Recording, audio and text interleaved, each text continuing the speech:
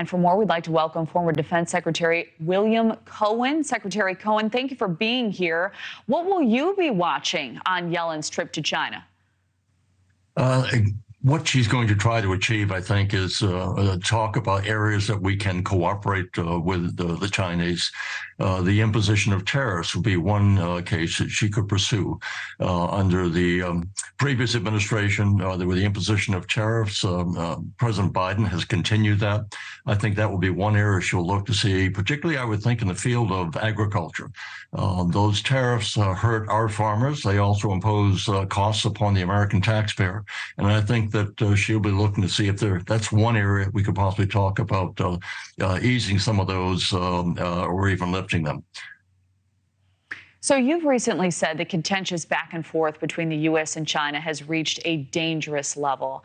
Have you seen any progress in mending that relationship since Secretary of State Antony Blinken's visit last month? Well, I think the tensions have eased somewhat. I think the rhetoric has also been lowered. We've also seen our director of the CIA, Bill Burns, make a trip to China. There was an effort on the part of our Secretary of Defense, Lloyd Austin, to establish some kind of a relationship during the conference in Singapore, which was not particularly successful. So I think we're reaching out, but it takes the Chinese to want to reach back and accept some of that overture on our part. So I'm hoping that we would establish better relations on the military level. There's an African aphorism that says, you know, when two elephants fight, it's the grass that gets trampled, and that grass happens to be the millions of people globally who would be harmed in the event we ever came into a confrontation with China that turned into a military conflict. So this is an effort on the part of the Biden administration. It's important that we be successful. It's important that the Chinese reciprocate, that we sit down behind closed doors, talk about the issues that they're concerned about, we're concerned about, and see if we can't find some area of commonality to reduce the potential for conflict. So as you know, earlier this year, there was the discovery of the Chinese spy balloon. Then China banned chips made by a U.S. company called Micron. How much do you think technology and artificial intelligence will play a role in this visit, if at all? Oh, I think it's critical. The United States we are engaged in a strategic competition for the foreseeable future with China. And the question is, how do we manage that strategic competition? We can cooperate, we can collaborate, we can confront.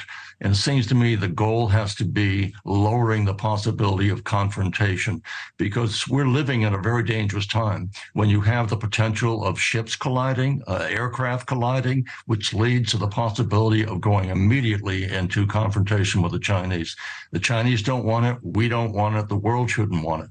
So I think we have to do everything in our power consistent with maintaining our principles, that we want to have a strategic, competitive relationship with the Chinese that is peaceful. That means we're going to have some issues in which we strongly disagree. We are ideologically incompatible in terms of what we think about our system of our economy, and also in terms of our ideology and our human rights values.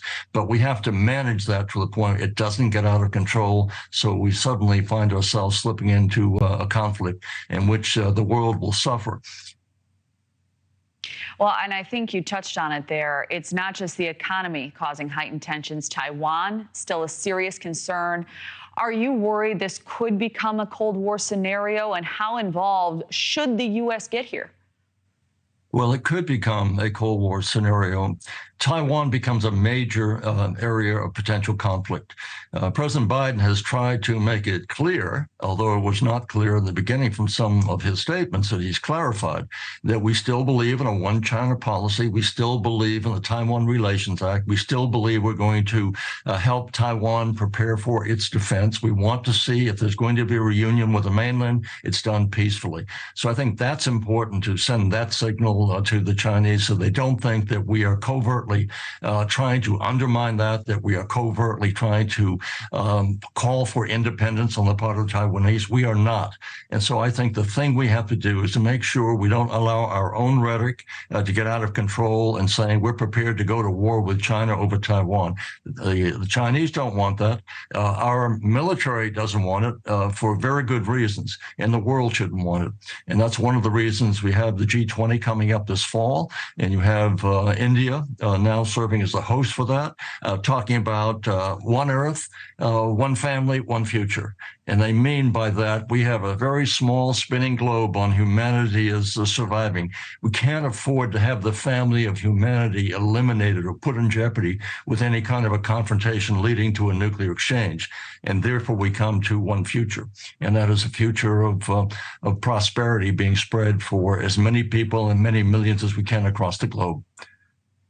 Yeah, peace is the best answer for all. William Cohen, thank you for joining us. Thank you for watching. Go to newsnationnow.com to find News Nation on your television provider. And don't forget to click the red subscribe button below to get more of News Nation's fact-driven, unbiased coverage.